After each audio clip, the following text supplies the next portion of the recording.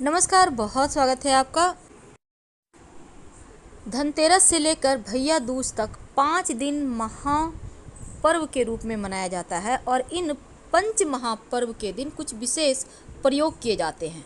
धन की देवी माँ लक्ष्मी को स्थिर करने के लिए शास्त्रों में लक्ष्मी प्राप्ति के 4 दिन बताए गए हैं और यह साल के वो 4 ऐसे मुहूर्त हैं जब धन की देवी माँ लक्ष्मी स्वयं धरती पर आती हैं। तो साल का पहला मुहूर्त होता है अक्षय तृतीया, साल का दूसरा मुहूर्त होता है शरद पूर्णिमा और साल का तीसरा मुहूर्त है कार्तिक मास की अमावस्या तिथि जिसे हम दीपावली कहते हैं और साल का चौथा मुहूर्त है कार्तिक पूर्णिमा जिसको हम देव दीपावली कहते हैं। ये 4 ऐसे मुहूर्त हैं जिस पर माँ लक्ष्मी अपने वरद हस्तों से खुलकर समस्त संसार पर धन की वर्षा करती हैं।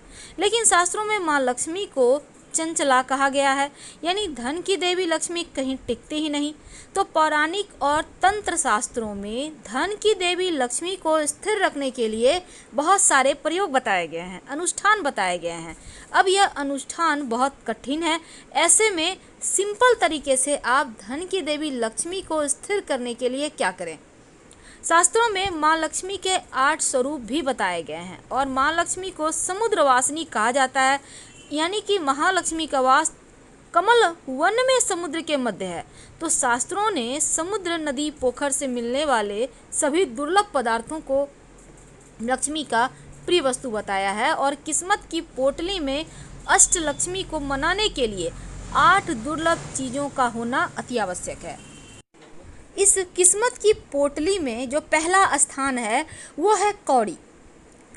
कौड़ी जो माँ लक्ष्मी के सबसे पसंदीदा वस्तु है और कौड़ी को कुबेर कौड़ी भी कहते हैं, लक्ष्मी कौड़ी भी कहते हैं।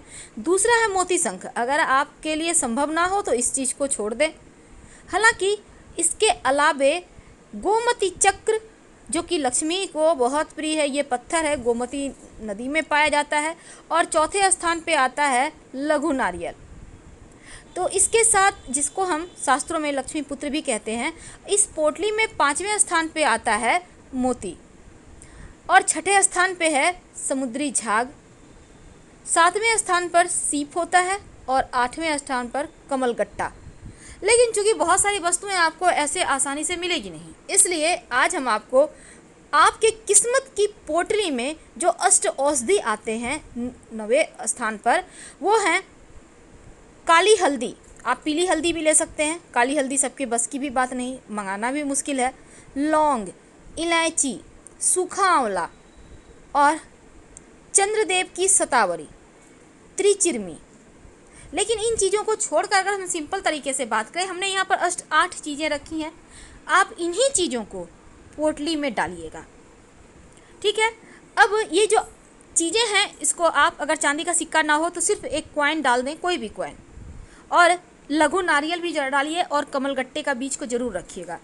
तो आपके पास जैसे कि पीली सरसों है, सरसों जो है निगेटिव एनर्जी से बचाता है, सुरक्षा कवच देता है। तमाम चीज़ों को लाल रंग के कपड़े में या पीले कपड़े की पोटली बनाकर उसको लाल धागे से बांधकर और फिर धन के स्थान पे रख दें।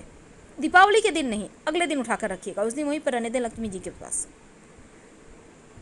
तो हालांकि 27 वस्तु रखने का विधान है, लेकिन इनमें से जो हमने प्रमुख तौर पर आपको बताया है उन्हीं वस्तुओं को रखिए। और अगर आपके पास कुछ ना हो तो एक सिक्का, गोमती चक्र, एक कौड़ी, सिक्का कोई भी हो सकता है चांदी का, या फिर 1 रुपये का एक कॉइन ही ले ले, हल्दी की गांठ, लाल गुंजा, लघु नारियल हो तो अति उत्तम, नहीं है तो कोई बात नहीं, धनिये के बीज, थोड़ा सा पीली सरसों, इन सभी चीज़ों को इकट्ठा करके इस पोटली में डाल दें और फिर पोटली को लाल धागे के सहारे या पोटली में अगर धागा लगा हुआ है तो उससे बांधकर आप सुबह में अपने धन के स्थान पर रखें। धन्यवाद।